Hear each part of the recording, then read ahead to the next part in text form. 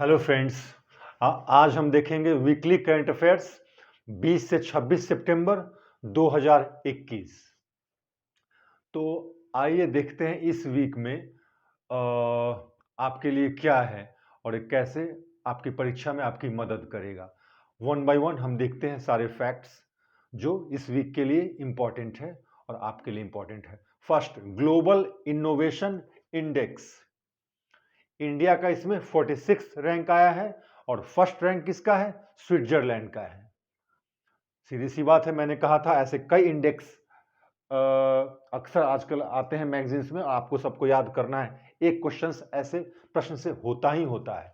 तो इंडिया का 46 रैंक ये कौन जारी करता है, आपको यह भी याद रखना है। WIPO ग्लोबल इनोवेशन इंडेक्स जारी करता है, वर्ल्ड इंटेलेक्चुअल प्रॉपर्टी ऑर्गेनाइजेशन।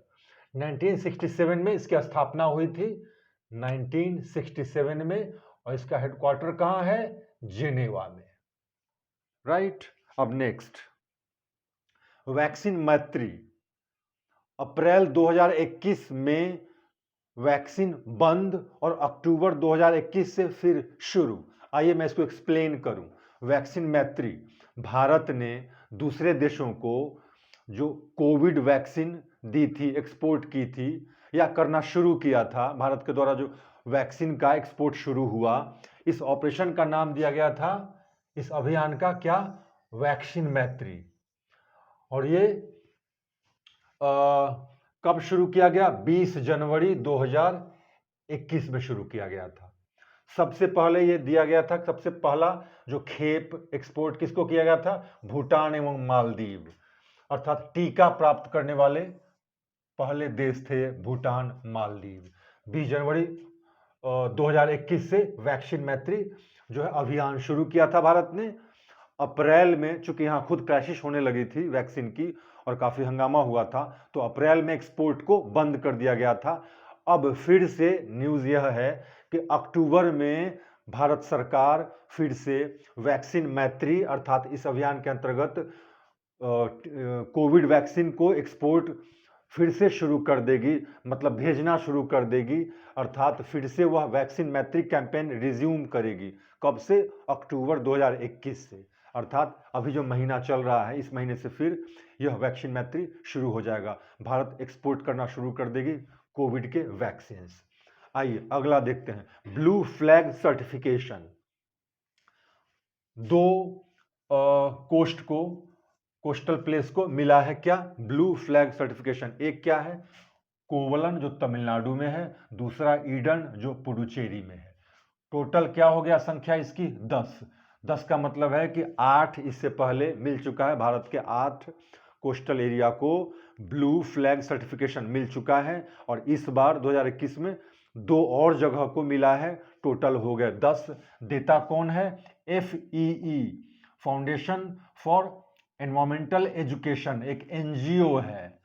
कहाँ का? डेनमार्क बेस्ड, डेनमार्क के कोपेनहेगन में इसका हेडक्वार्टर है। फाउंडेशन फॉर एनवायरमेंट एजुकेशन यही ब्लू फ्लैग सर्टिफिकेट जारी करती है। पिछले बार 8 कोस्ट को मिला था, कोस्टल रीजन को, इस बार 2 को मिला है। और पिछली बार जो मिला था 8 को, वह प्रश्न BPSC में आया भी था, आप देख सकते हैं पलट के। टोटल कितना हो गया? 10 हो गया। अब आइए अगला देखते हैं। यह बेसिकली कितना नीट एंड क्लीन वो एरिया है, इस आधार पर दिया जाता है। ओबियस है, क्योंकि फाउंडेशन फॉर एनवायरमेंट एजुकेशन है ये।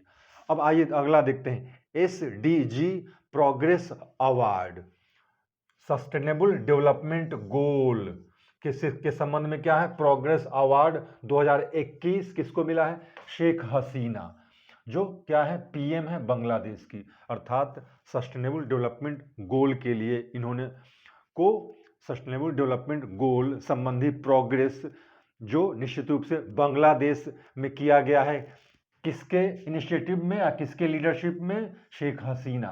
तो इनके अचीवमेंट को देखते हुए सस्टेनेबल डेवलपमेंट गोल के संबंध में इनको यह अवार्ड दिया गया है, SDG प्रोग्रेस अवार्ड 2021। अब अगला देखते हैं क्या है। नेशनल सिंगल विंडो सिस्टम किस मंत्रालय द्वारा शुरू किया गया है? केंद्रीय वाणिज्य उद्योग मंत्रालय, ट्रेड एंड कॉमर्स मिनिस्ट्री द्वारा नेशनल सिंगल विंडो सिस्टम। जाहिर सी बात है, इसके माध्यम से क्या होगा? ट्रेड एंड कॉमर्स पहले से अधिक आसान होगा, साथ साथ इन्वेस्टमेंट की संभावना बढ़ेगी, क्योंकि सिंगल विंडो का मतलब ही होता है कि एक ही प्लेटफॉर्म से आपके ट्रेड एंड बिजनेस संबंधी सारे काम क्या आसानी से हो सकते हैं। आपको डोर टू डोर गवर्नमेंट के डिफरेंट डिपार्टमेंट्स में जाने की जरूरत नहीं पड़ती है, और इसलिए ऐसा किया गया है। क्वेश्चन बनेगा किस मंत्रालय के द्वारा? केंद्रीय वाणिज्य उद्योग मंत्रालय के द्वारा, नेशनल सिंगल विंडो सिस्टम। अगला देखिए क्या है, FSSAI।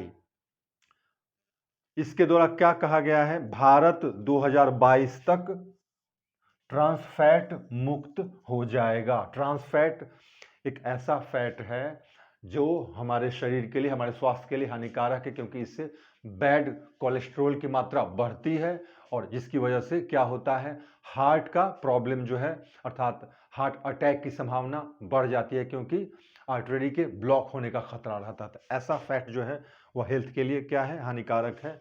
भारत 2022 तक इससे मुक्त हो जाएगा। यह food safety and standard authority of India FSSAI, आप देखते होंगे कई फूड प्रोडक्ट्स खरीदते होंगे तो उस पर आपको इसका लोगो मिलता होगा। यह लोगो इसलिए होता है ताकि वह, इसका मतलब है कि वो हेल्थ पॉइंट ऑफ व्यू से वह अच्छा है, सेफ है। तो इसी ने डिक्लेयर किया 2022 तक ट्रांसफैट से भारत मुक्त रहेगा। अब अगला देखिए क्या है, फर्स्ट, पहला, प्रथम हिमालयन फिल्म महोत्सव कहाँ इसको आयोजित किया जा रहा है? लेह में, लद्दाख के लेह में इसको आयोजित किया जा रहा है। तो इस तरह से ये सारे न्यूज़ आपके एग्जाम के लिए महत्वपूर्ण है। अब अगला जो है ये न्यूज़ जो वो है, पहला देखिए क्या है, चंद्रमा पर एक क्रेटर का नाम किसके नाम पर रखा गया है? मैथ्यू हेंसन के नाम पर रखा गया है। किसके द्वारा? इंटरनेशनल एस्ट्रोनॉमिकल यूनियन, एक संस्था है जिसने चंद्रमा के उत्तरी ध्रुव पर एक क्रेटर का नाम मैथ्यू हेंसन के नाम पर रखा है। ये मैथ्यू हेंसन कौन है? ये आर्कटिक अभियानों के लिए जाने जाते हैं। ये उत्तरी ध्रुव पर पहुंचने वाले कुछ प्रथम लोगों में से एक हैं, और इसलिए आर्कटिक अभियानों के लिए जाने जाते रहे हैं। मैथ्यू हेंसन, इनके नाम पर ही इंटरनेशनल एस्ट्रोनॉमिकल यूनियन, जो कि एक NGO है और जिसकी स्थापना 1919 में हुई थी, इसने क्या किया है, चंद्रमा पर उत्तरी ध्रुव जो है उस पर एक क्रेटर का नाम इसके नाम पर रखा गया है। दूसरा देखते हैं क्या है, पेटेंट संशोधन अधिनियम 2021। पेटेंट संशोधन अधिनियम, पेटेंट को जरा आप समझ लें। पेटेंट इंटेलेक्चुअल प्रॉपर्टी राइट्स, अर्थात आप कह सकते हैं बौद्धिक संपदा को सुरक्षित रखने का एक तरीका है पेटेंट। तो उससे संबंधित जो अधिनियम है, नियम जो हमारे यहाँ है, उसमें संशोधन करके क्या किया गया है, शैक्षणिक संस्थानों पर कम शुल्क, यह शुल्क शैक्षणिक संस्थानों के लिए कम कर दिया गया है। कितना? 80% तक कम कर दिया गया है। मामला क्या है? मामला ये है कि आप जानते हैं, आप या तो कोई प्रोडक्ट बनाते हैं जो बिल्कुल यूनिक होता है, या फिर आप कोई प्रोसेस, कोई तकनीक बनाते हैं तो वह भी यूनिक है। तो उन दोनों के लिए, उन दोनों पर का आप पेटेंट करा सकते हैं, ताकि आपके बौद्धिक संपदा जिसके माध्यम से आपने यह किया वह सुरक्षित रहे, कोई उसका दुरुपयोग न करे, कोई उसको चुरा न ले, उसका इस्तेमाल न कर ले। तो ऐसे इंटेलेक्चुअल प्रॉपर्टी के संरक्षण के लिए पेटेंट नियम होता है। और शैक्षणिक संस्थानों में अक्सर क्या रिसर्च चलता रहता है नई नई तकनीकों के लिए। तो अब अगर ये अपने पेटेंट के लिए को प्रोसेस करने के लिए फाइल करेंगे, आवेदन देंगे, तो उस पर पहले काफ़ी शुल्क लगता था, लेकिन अब शुल्क को काफ़ी कम कर दिया गया है। पेटेंट संशोधन अधिनियम 2021 में यही किया गया है, आपको याद रखना है। आगे देखिए, यह न्यूज़ काफ़ी चर्चा में रहा है।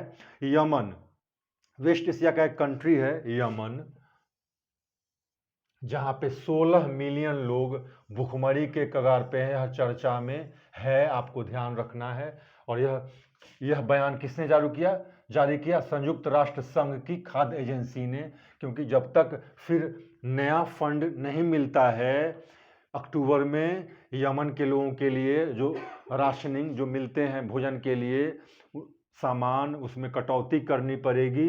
और ऐसा फूड एजेंसी, यूएनओ की फूड एजेंसी ने डिक्लेयर किया है। यमन में ऐसा क्यों है? यमन में पिछले कई सालों से सिविल वॉर चल रहा है, जिस वजह से वहाँ ऐसी स्थिति है।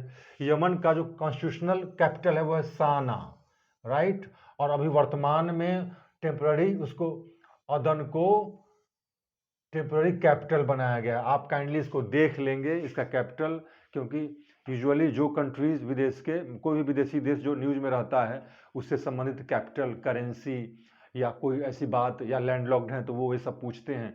कॉम्पिटिटिव एग्जाम्स में क्या है, एक ट्रेंड है, तो आपको ध्यान में रखना है। साना उसका ओरिजिनली कैपिटल, वर्तमान में एडेन को बनाया गया हुआ है टेम्पररीली।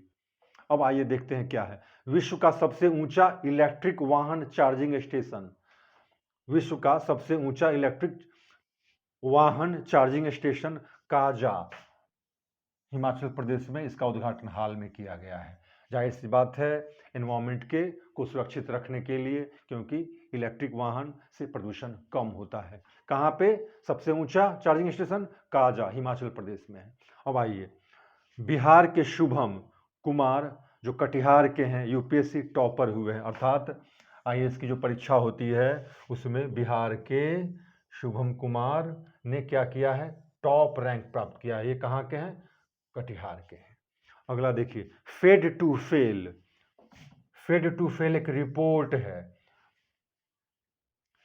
जिसको UNICEF, United Nation children's fund ने जारी किया है। क्या नाम है? Fed to fail. यही मेन क्वेश्चन बने, फेड टू फेल यह किसके द्वारा जारी किया गया रिपोर्ट? क्वेश्चन में ऐसा बन सकता है। 4 इंटरनेशनल ऑर्गेनाइजेशंस के नाम होंगे, आपको यूनिसेफ याद रखना है। यूनिसेफ क्या है? ये 1946 में इसकी स्थापना की गई थी और इसका हेडक्वार्टर क्या है? न्यूयॉर्क, यूएसए में, अमेरिका के न्यूयॉर्क में इसका हेडक्वार्टर है। 1946 में इसका एस्टैब्लिशमेंट, और इसने फेड टू फेल रिपोर्ट जारी किया है, जिस रिपोर्ट में इसने कहा है कि 2 वर्ष से कम के बच्चों को प्रॉपर भोजन नहीं मिल रहा है, अर्थात उन्हें जितना भोजन चाहिए उतना उनको नहीं मिल पा रहा है, जिसमें निश्चित रूप से कोविड एक बहुत बड़ा कारण है और दूसरे इन्वायरमेंटल फैक्टर्स भी इसके कारण हैं। तो आपको यह रिपोर्ट को याद रखना है। अब आइए देखते हैं, वर्ल्ड गिविंग इंडेक्स। इंडेक्स हमेशा से एक इंडेक्स पूछता रहा है, हो सकता है 2 भी पूछ दे, तो it's very important for you people. World giving index rank, India का 14वां रैंक और इंडोनेशिया का 1st रैंक। ये वर्ल्ड गिविंग इंडेक्स जो है, इसके अंतर्गत जो है यह देखा जाता है कि किस कंट्री, कौन सा कंट्री है जो चैरिटी में, अर्थात लोगों की मदद करने में आगे है। तो उसमें भारत का 14वां स्थान आया है। अब प्रथम स्थान किसको मिला है? इंडोनेशिया में। देखा गया है कि इंडिया 61% केसेस में इंडिया ने कोविड के दौरान लोगों की मदद की है, चाहे कोई भी हो। तो भारत का 14वां और इंडोनेशिया का प्रथम स्थान।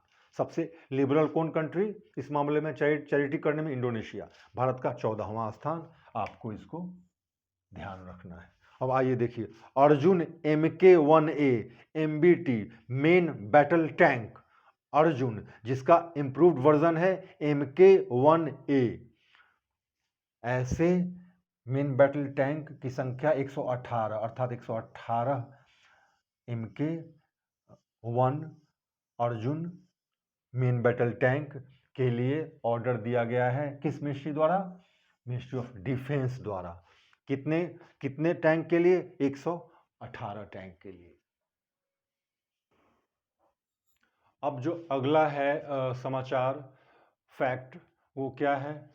प्रधानमंत्री डिजिटल हेल्थ मिशन, प्रधानमंत्री डिजिटल हेल्थ मिशन, इसकी घोषणा 27 सितंबर 2021 को प्रधानमंत्री द्वारा की गई।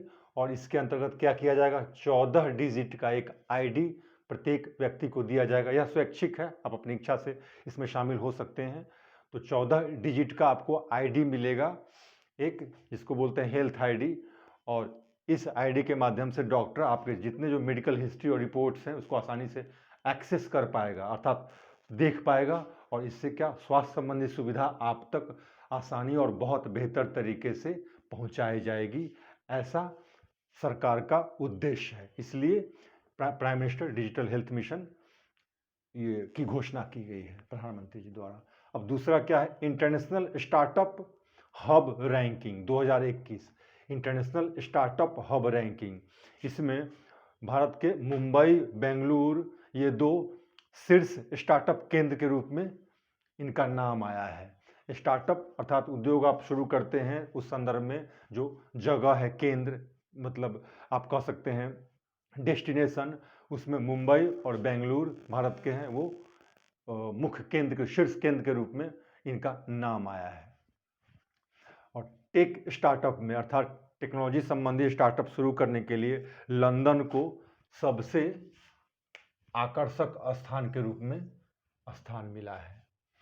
अब देखिए क्या है आगे, चीन ने सभी क्रिप्टो करेंसी के लेन देन को, digital currency, crypto currency, bitcoin वगैरह आप जानते होंगे, तो सभी प्रकार के इस तरह के जो हैं ये करेंसीज जिनको आप कह सकते हैं मोर और less in general term crypto currency के लेन देन को चीन में क्या किया गया है, प्रतिबंधित किया गया। और इसीलिए आपने देखा होगा बिटकॉइंस और दूसरे डिजिटल कॉइन्स हैं उनके प्राइस में काफ़ी उतार चढ़ाव हो रहा है, क्योंकि चीन द्वारा जो बैन किया गया क्रिप्टो करेंसी के लेन देन को, ट्रांजैक्शन को, उससे काफ़ी प्रभाव पड़ा है इस पर।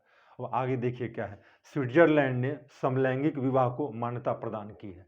सेम सेक्स मैरिज को स्विट्जरलैंड में अब क्या किया गया है, लीगल माना गया है। इस संदर्भ में आपको यह जानना चाहिए नीदरलैंड वह पहला देश है जिसने सेम सेक्स मैरिज को मान्यता प्रदान की थी।